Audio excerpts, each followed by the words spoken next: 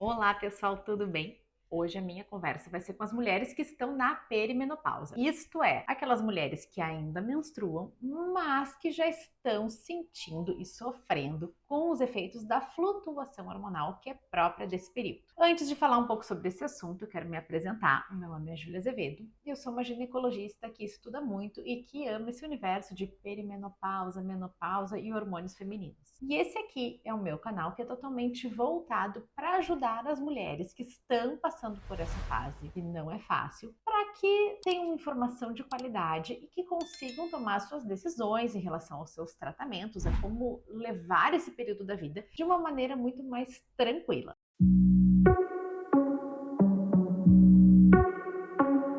Let's go! Voltando ao assunto do vídeo, mulheres na perimenopausa que estão sentindo os efeitos da flutuação hormonal. O que é melhor? A gente usar uma reposição hormonal própria já da pós-menopausa ou usar pílula anticoncepcional, uma pílula contraceptiva. Quando a gente fala de pílulas contraceptivas, a grande maioria delas vai ser uma combinação de um tipo de estrogênio, geralmente o etinil-estradiol, com um progestágeno, algum tipo de progesterona. E aí variam muito entre elas, né? Ciproterona, drospirenona, levonorgestrel, e enfim, a lista é enorme de progesteronas que podem ser usadas. Quando a gente fala em reposição hormonal, a gente está repondo geralmente um estrogênio, e aí geralmente se usa o estradiol, com algum tipo de progesterona associado. Então, a pílula anticoncepcional, ela acaba funcionando de certa forma como se fosse uma reposição hormonal. E ela pode sim melhorar muitos dos sintomas das mulheres que estão passando por esse período.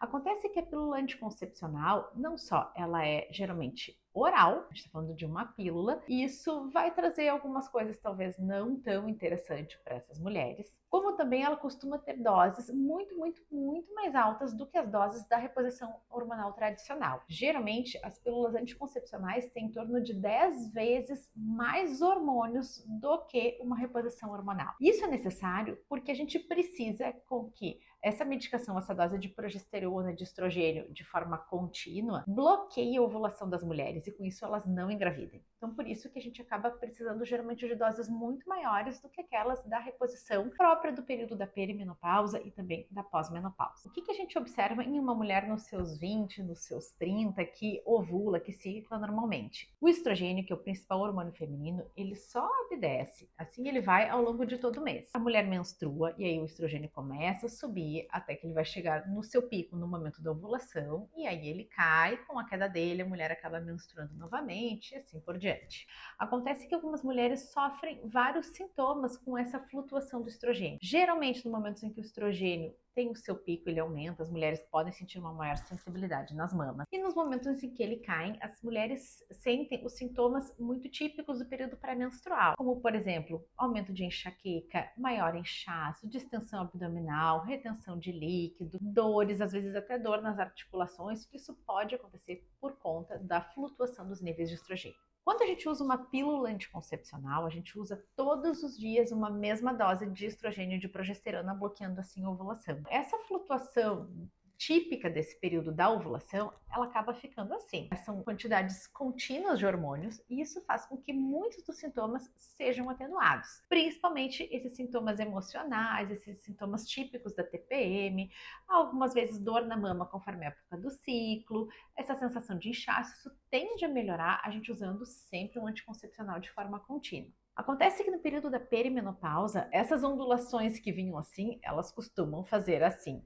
E isso é responsável por grande parte dos sintomas das mulheres nesse período. Muitas vezes, a queixa das mulheres é que até então elas não tinham muita TPM, elas não tinham alteração de humor, elas dormiam bem, nem tinham dor na mama e de repente isso tudo começou. Por quê? Elas conseguiam lidar bem com essas flutuações de estrogênio, mas agora essas flutuações que vêm assim da perimenopausa se tornam insuportáveis para muitas das mulheres. E aí, se a gente pensar que a pílula anticoncepcional vai manter os níveis estáveis dos hormônios, ela pode sim ser uma opção para muitas das mulheres que estão passando por esse período da perimenopausa. Acontece que nem tudo são flores. A pílula anticoncepcional nem sempre ela vai ser a melhor opção para as mulheres nesse período, por alguns motivos. Uma delas é que a gente está falando de pílulas, que são medicações orais. E isso a gente sabe que aumenta o risco de eventos tromboembólicos, de eventos cardiovasculares nas mulheres. A gente sabe que é um aumento pequeno, é um aumento de risco pequeno, mas que, quando a gente vai pensar em mulheres geralmente 40 a mais, são mulheres que muitas vezes têm um risco cardiovascular maior do que aquelas mulheres mais jovenzinhas dos seus 20 anos. Muitas vezes a gente está falando de mulheres que já começam a ter alguma hipertensão, que já começam a ter algum colesterol elevado, uma glicose elevada. Isso tudo é um somatório de risco para doenças cardiovasculares, em especial o risco de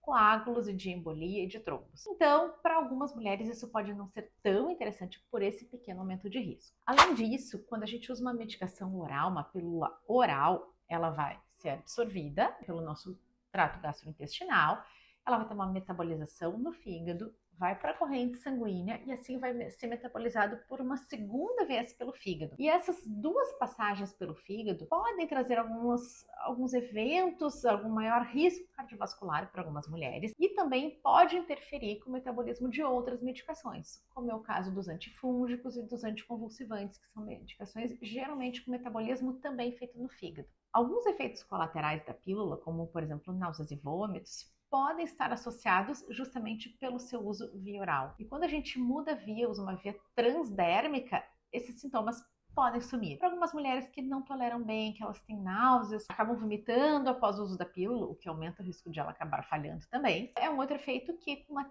reposição hormonal tradicional a gente não costuma observar. Além disso, o que a gente sabe? Com o uso da pílula, a gente tem um bloqueio da nossa testosterona livre. O que pode ser bom ou pode ser ruim. Quando a gente fala assim de adolescentes e mulheres jovens que naturalmente já têm uma testosterona muito mais elevada, muitas vezes justamente esse efeito que a gente está buscando para melhorar questões de pele, de oleosidade, de acne. Agora, numa mulher 40 a mais que costuma não ter uma testosterona tão alta assim, essa maior diminuição da testosterona pode trazer coisas não tão interessantes, como por exemplo uma diminuição da libido, também maior ressecamento, piora de uma atrofia da região da vulva e da vagina, especialmente a região externa, a região da vulva, ela é rica em receptores de androgênios, de testosterona. Então essa queda da testosterona que a pílula acaba nos trazendo pode não ser tão interessante para a função sexual das mulheres 40 a mais.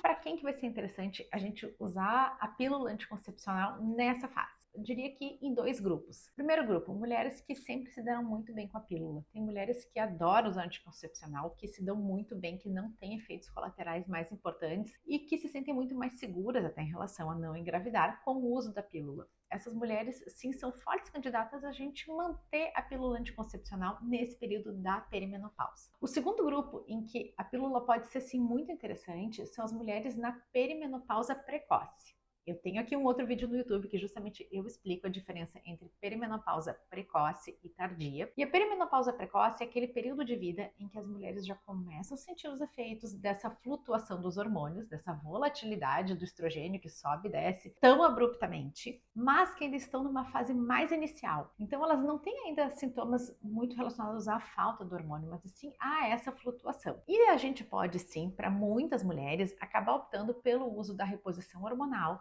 aquela mesma que a gente usa no período da pós-menopausa, para essas mulheres que ainda menstruam, que estão na perimenopausa. E para isso a gente tem algumas vantagens. Uma delas, doses muito menores de hormônios e doses que são muito mais fáceis da gente ajustar conforme cada mulher. A pílula anticoncepcional, a pílula X, Y, Z, ela tem uma dose padrão de estrogênio e de progesterona. Quando a gente fala em reposição hormonal, é muito mais fácil a gente fazer esses ajustes de dose, porque algumas mulheres vão precisar de doses um pouquinho maiores e outras vão ficar muito bem com doses menores. Além disso, a gente pode repor os hormônios de uma forma individual. Eu posso repor o estrogênio para uma mulher que tem os sintomas já dessa flutuação do estrogênio, dessa falta do estrogênio.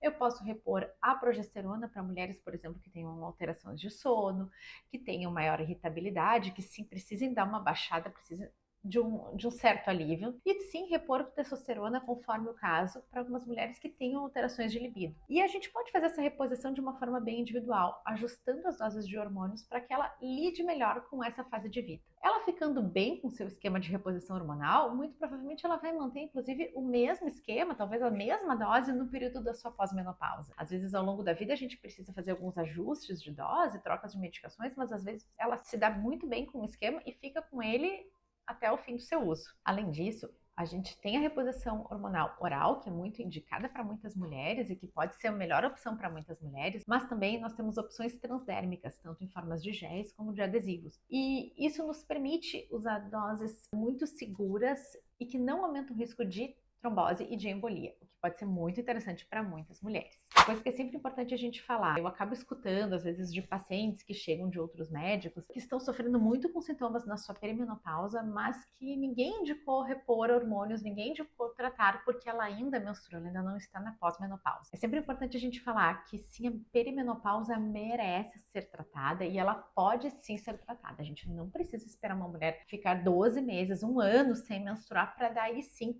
cogitar iniciar um tratamento. Essa mulher ela pode estar ciclando, inclusive, muito regularmente, mas se ela tem sintomas que justifiquem, sim, a gente pode tratar de uma forma muito segura e melhorar muito a qualidade de vida dessa mulher. Eu espero que vocês tenham gostado desse vídeo. Comentem a respeito e contem aí o que foi a opção de vocês nessa fase. Foi a pílula anticoncepcional ou foi já a reposição hormonal? Até o próximo vídeo.